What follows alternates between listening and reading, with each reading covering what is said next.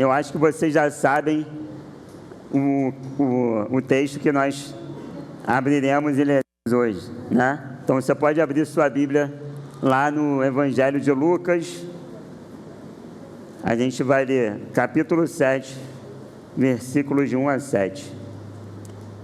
Enquanto você abre aí, eu queria dizer que esse texto vai falar, como vocês podem ver aqui também, sobre uma fé que foi aprovada por Deus, por Jesus, né? Mas pelo próprio Deus. E é isso que eu queria que você prestasse atenção hoje aqui. Como será que é possível ter uma fé, ter um modelo de fé aprovado por Deus? É isso que a gente vai procurar entender aqui hoje. Então vamos ler? Tendo Jesus concluído todas as suas palavras dirigidas para o povo, entrou em Cafarnaum, e o servo de um centurião, a quem este muito estimava, estava doente, quase à morte. Tendo ouvido falar a respeito de Jesus, enviou-lhe alguns anciãos dos judeus, pedindo-lhe que viesse curar o seu servo. E estes, chegando-se a Jesus, com instância que lhe suplicaram, dizendo: ele é digno de que lhe faças isto, porque é amigo do nosso povo, e ele mesmo nos edificou a sinagoga.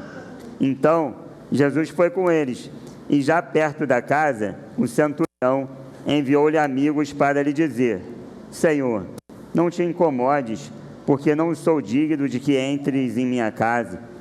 Por isso, eu mesmo não me julguei digno de ir ter contigo. Porém, manda com uma palavra, e o meu rapaz será curado. Porque também eu sou homem sujeito à autoridade, e tenho soldados às minhas ordens. E digo a este: vai, e ele vai. E a outro: vem, e ele vem. E ao meu servo: faz isto, e ele o faz. Ouvidas estas palavras, admirou-se Jesus dele, e voltando-se para o povo que o acompanhava, disse: afirmo-vos que nem mesmo em Israel achei fé como esta. E voltando para casa, os que foram enviados encontraram curado o servo. Essa história é maravilhosa, né, meus irmãos? Aqui nós temos vários pontos que iremos abordar hoje, mas eu queria trazer para vocês, ainda falando sobre esse tema da fé aprovada, se é que ela existe, de um jogador de futebol que talvez você conheça. Eu vou dar algumas dicas aqui, quem quiser pode dizer qual é o nome dele. O nome verdadeiro dele é Marcos Evangelista. Hoje em dia, ele é o jogador que mais vestiu a camisa da seleção brasileira. E na última Copa que o Brasil ganhou, talvez alguém aqui nem estivesse nascido, né, os adolescentes, ele levantou a taça. Ele foi o capitão da seleção brasileira. Vocês sabem quem é? Cafu, né? Exatamente. E o Cafu, para quem não conhece a história dele mais a fundo, ele participou de 9 peneiras até a peneira da seleção, né, para ser jogador de futebol. E somente na 10ª ele conseguiu ser aprovado. E uma vez, ouvindo uma entrevista dele, ele disse que não sabe dizer ao certo o que aconteceu da primeira até a 10ª peneira. Parece que ele fez a mesma coisa, mas somente na 10ª ele foi aprovado. Interessante, né? E isso nos mostra, nos traz uma reflexão, o que nós precisamos fazer para ser aprovado. E aqui no contexto do texto, o que nós precisamos fazer para ter essa aprovação de Jesus. Ele olha e declara para aquele homem, para todos que estavam ali, né, para aqueles que vão interceder em favor do servo e que vão representar o centurião ali naquele contexto, ele diz que jamais viu uma fé como aquela, nem mesmo no povo de Israel, que eram aqueles que andavam com Jesus. E aí, falando um pouquinho aqui do texto, explicando um pouquinho mais, a gente vai entender que Cafarnaum não era uma região muito grande da Judéia, de Jerusalém. E ela ficava na costa do mar da Galileia, e tinha uma base, e a base militar dela não tinha uma base militar romana tão forte. Então vamos lembrar aqui que o povo de Israel, naquele contexto, ele era dominado, né, pelo Império Romano, e em cada região tinha uma concentração de soldados romanos, tá? Então tinha lá em Jerusalém, tinha na região da Galileia, e Cafarnaum era uma delas. Só que o exército ali daquele local era um exército pequeno, não era muito numeroso. Então, se ele era um centurião, e aí vale parêntese, que centurião era aquele que governava 100 soldados, talvez o número de soldados ali fosse exatamente contados os que tinham naquela cidade. Isso faz a gente pensar que talvez esse homem fosse um dos mais importantes daquela cidade, né? E a respeito do Império Romano, talvez fosse a figura romana mais importante daquela cidade. E nós sabemos também que o centurião, ele já havia ouvido falar de Jesus, porque os próprios anciãos, né, judeus, que vêm pedir ajuda, que vêm solicitar a ajuda de Jesus para esse homem, eles dizem aqui, a partir do versículo 4, eles dizem o seguinte: ele é digno de que lhe faças isto, porque ele é amigo do nosso povo e ele nos edificou a sinagoga. Ou seja, ele ajudou na construção da sinagoga. Isso é interessante porque... Obrigado. Isso é interessante porque o judeu, ele tinha pavor, né, de qualquer figura do Império Romano que se aproximasse. Da tradição na época, se algum soldado romano estivesse atravessando uma parte da rua, literalmente, o judeu ele caminhava pelo outro lado, pelo medo, né? A perseguição era grande. E a gente vê que aqueles homens ali, judeus, anciãos do povo, que caminhavam com Jesus, eles já tinham uma amizade com esse homem. A gente não vai saber quem procurou quem, mas uma coisa é certa: se eles já tinham ouvido falar de Jesus, é porque esses homens falavam de Jesus para eles, né? E por isso a gente consegue perceber como que ele já sabia quem Jesus era. Mas o mais marcante desse encontro, aquilo que a gente pode destacar de uma forma mais importante, é que Jesus, ele se aproxima, né? E a gente vai ver no contexto de Mateus, por exemplo, Mateus 8, de 1 a 13, de 5 a 13, perdão, ele vai contar essa história de outra forma. A história é a mesma história, só que Mateus, ele conta como se o próprio centurião tivesse ido até o encontro de Jesus. E aqui o Lucas já vai dizer que esses servos se aproximaram, que esses anciãos judeus se aproximaram para pedir ajuda. E mais interessante que Jesus, em um momento, ele se nega a ajudar esse homem, né? Ele se achega e ouve aquilo que os seus anciãos, que o povo judeu tem a dizer, e ainda assim ele resolve conhecer mais a história daquele homem. Mas o que a gente pode destacar por parte do centurião, do homem, é que ele não se acha digno de conhecer Jesus, porque ele mesmo disse, aqui Lucas diz que ele não foi até o encontro de Jesus. No versículo 7 a gente vê: por isso eu mesmo não me julguei digno de ir ter contigo, porém manda com uma palavra e o meu rapaz será curado. Então a gente vê aqui mais um exemplo de como ele sabe que não era digno de receber Jesus na sua casa, e também mostra essa fé que acredita que mesmo sem Jesus ir até o encontro daquele servo, ele poderia ser curado. Mas eu falei que vinha falar hoje sobre a fé aprovada, né? Se é que ela existe, será que a gente consegue, como que isso é possível? E o primeiro ponto que eu queria destacar é que a fé aprovada, ela se importa com os que sofrem. A gente vê logo no início, no próprio versículo 2 diz assim: e o servo de um centurião, a quem este muito estimava, estava doente, quase à morte. Ou seja, a palavra é clara aqui: esse centurião, um homem importante, né? Talvez a figura mais importante da cidade, como eu falei, ele se importava com aquele servo dele. E talvez você diga, mas eu também me importo com as pessoas que trabalham comigo, né? Me importo com as pessoas que hierarquicamente na sociedade as pessoas consideram num nível mais abaixo, né? Mas naquela época isso era muito mais, era muito maior essa diferença, né? A gente vê aqui que essas pessoas, para muitos aqui, os estudiosos vão dizer que eram tidas como inúteis, a ponto de que se uma ficasse doente, eles simplesmente recolhiam até essa pessoa morrer, até ela vir a óbito, e contratavam um outro servo. Era algo comum na época. Mas não, aquele homem ele se importa com a dor do servo dele.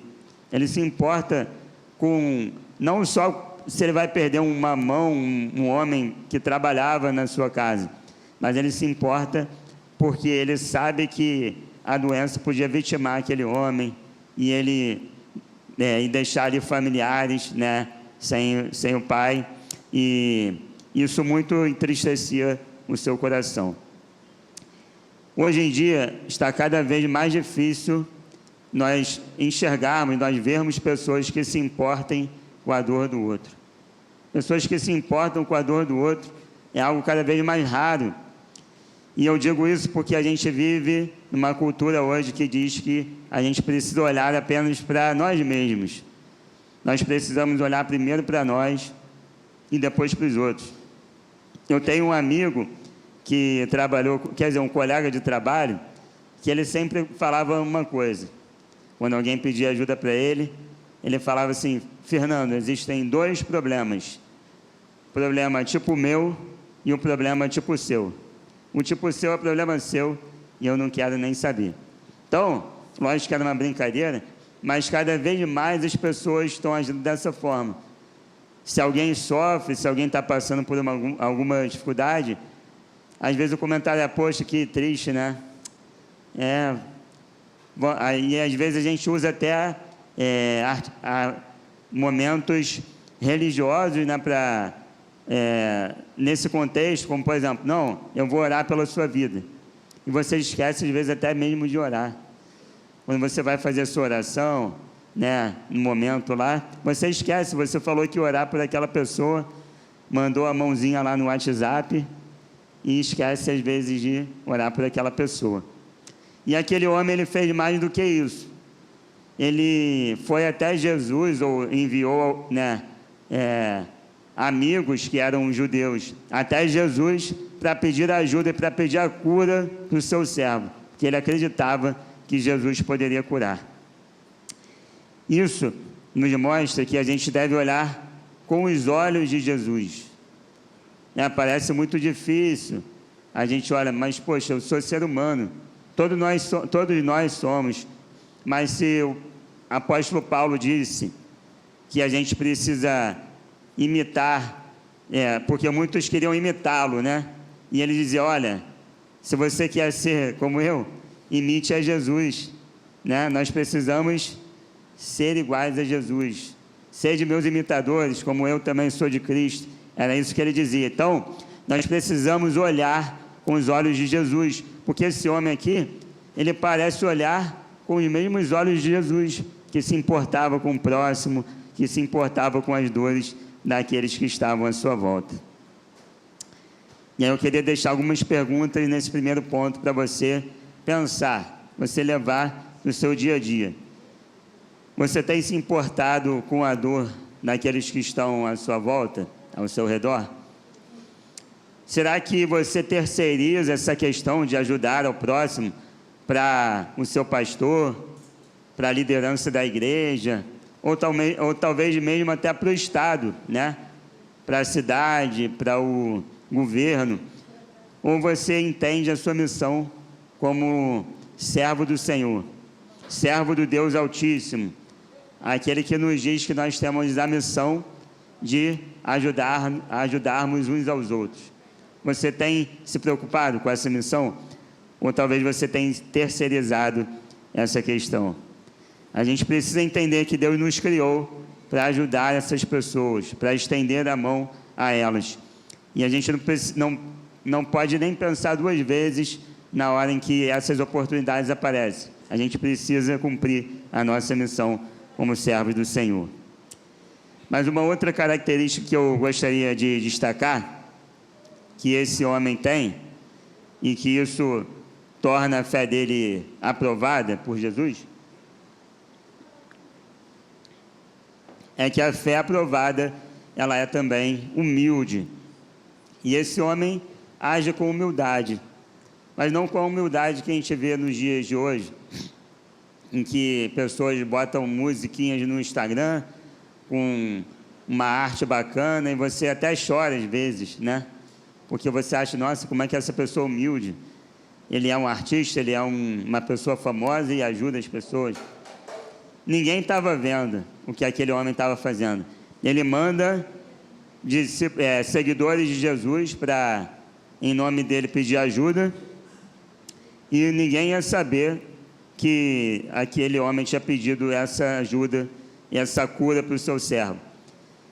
Um sinal claro de que ele agiu com humildade é que ele, como eu falei anteriormente, ele ocupava um lugar muito importante, talvez o maior na sociedade, no grupo romano que habitava naquela cidade, e ainda assim ele tem a humildade de reconhecer que Jesus tinha a autoridade maior do que ele naquele momento, e era uma autoridade espiritual, não uma autoridade humana, mas uma autoridade espiritual. Quando ele diz, sou homem sujeito à autoridade, ele reconhece a autoridade do mestre, que não era a autoridade constituída por homens, mas uma autoridade celestial dada pelo próprio Deus, o Pai, que deu a Jesus essa autoridade. Nós precisamos entender e reconhecer a autoridade do nosso Senhor na nossa vida, na vida daqueles que estão à nossa volta, e saber como agir com relação a essa autoridade.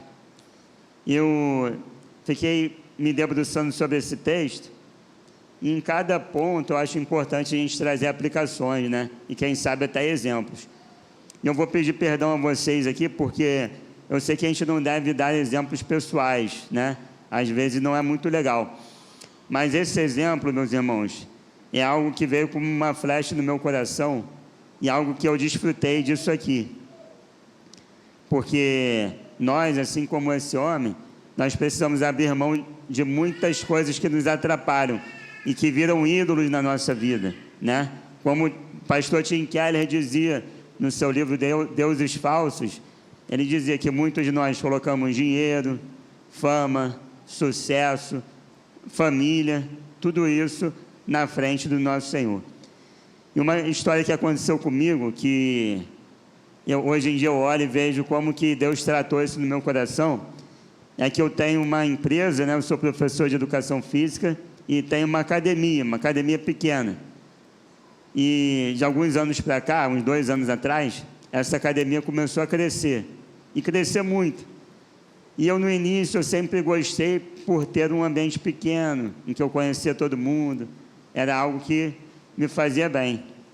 Mas essa academia, esse lugar foi crescendo tanto, que daqui a pouco eu comecei a me orgulhar com a quantidade de alunos, a quantidade até de espaços que a gente tinha, e isso começou a tomar conta do meu coração, a ponto de, em dezembro de 2022, acontecer um fato marcante, que foi muito ruim para mim, para um funcionário meu, e muitas pessoas que trabalhavam comigo, e quando eu me vi ajoelhado no chão da cozinha, chorando e orando a Deus para que restaurasse isso no meu coração, eu pude ver até onde que esse ídolo do sucesso, né, daquilo que a gente quer, que a gente coloca no lugar de Deus, quanto que isso é prejudicial para nós.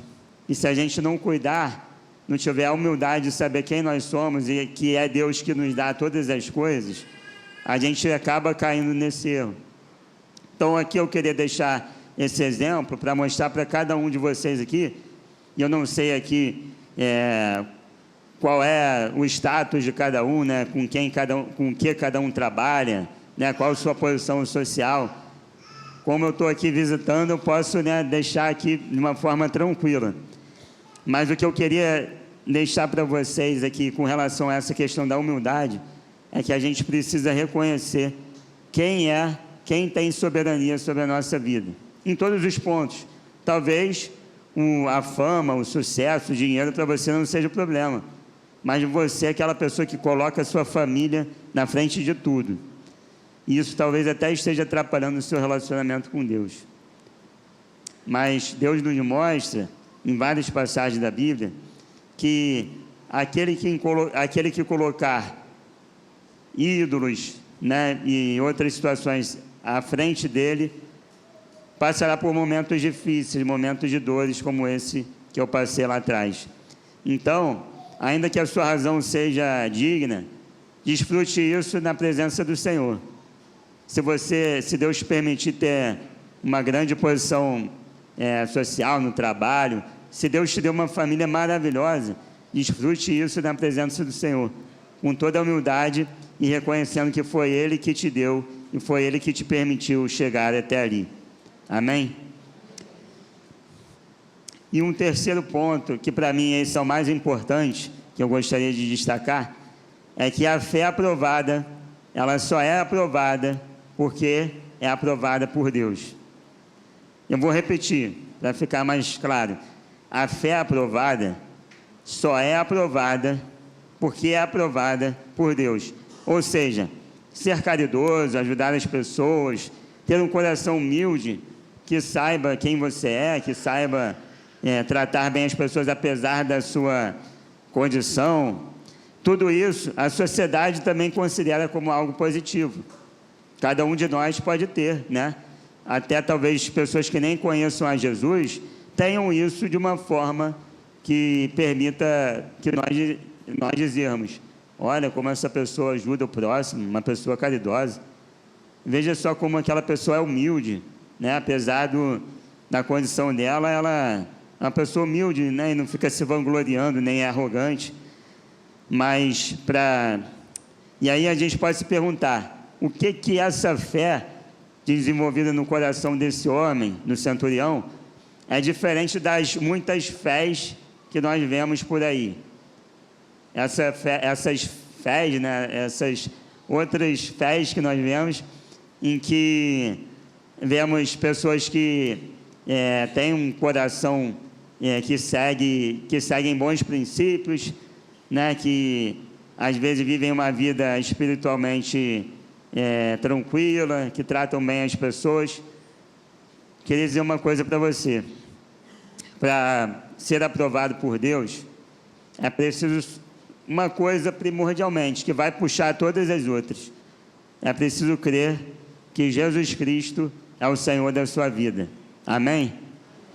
Jesus Cristo, Ele precisa dominar todas as áreas da sua vida, desde o seu coração, a sua mente, no seu trabalho, na sua família. É por isso que a gente sofre quando a gente passa a colocar outras pessoas na frente dele.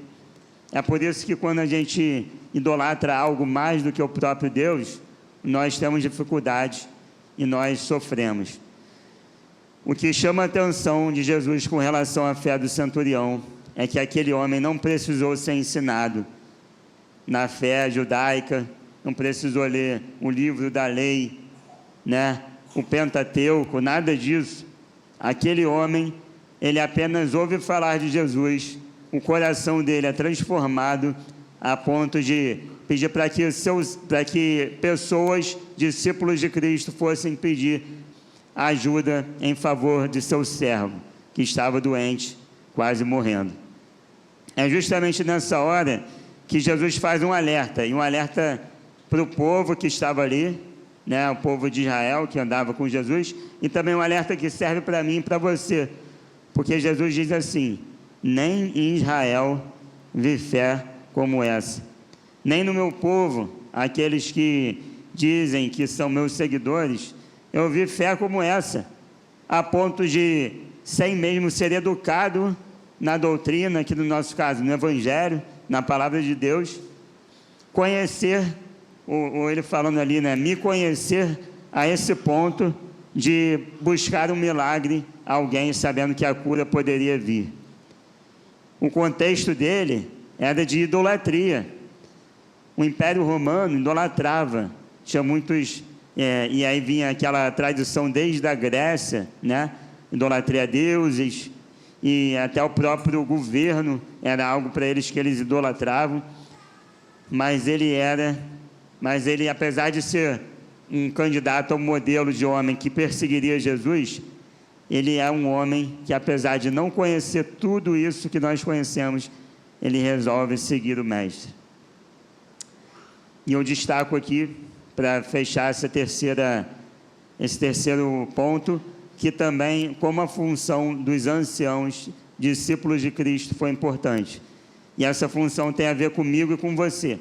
Talvez, para você não seja um problema a questão da idolatria. Você consegue manter uma vida espiritual boa, você consegue ter um coração humilde, você consegue ajudar as pessoas, mas talvez você esteja deixando de fazer como esses homens que foram falar para Jesus desse homem, e além disso, lá atrás, eles pregavam sobre Jesus para esse homem, porque a Bíblia que esse homem leu, não foi uma Bíblia dessa, como nós temos hoje. A Bíblia que esse homem leu foi a própria vida daqueles homens, o testemunho que eles davam e o quanto que eles falavam de Jesus para ele. Então, a nossa função é falar do amor de Jesus para as outras pessoas. Nós precisamos falar de Jesus para aqueles que anseiam ouvir a voz dele. Na Bíblia está escrito que se nós não falarmos, até as pedras falarão, não é isso? Mas também está escrito que a missão de todo crente é ir e pregar o Evangelho a toda criatura. Tem muita gente aí fora, muitos centuriões aí fora, que querem ouvir da palavra do Senhor, na nossa escola, na nossa faculdade, no nosso trabalho, na nossa família. E a nossa função é espalhar o amor de Cristo para essas pessoas. Para encerrar, eu queria dizer que se existe uma fé aprovada, ela sim é uma fé que sabe sabe demonstrar compaixão, amor ao próximo. Ela é sim uma fé que olha com humildade, apesar de todo o contexto que você vive, uma fé que possui humildade em saber quem você é e reconhecer a soberania de Deus. Mas ela é uma fé que só é aprovada porque Jesus Cristo habita no nosso coração. Amém? Que a gente possa carregar essa fé, como desse homem, que foi aprovada por Jesus no nosso dia a dia, e falar do amor deles para todas as pessoas, porque tem muitos centuriões que querem conhecer a palavra de Deus, e nós precisamos nos envolver com essa missão. Amém?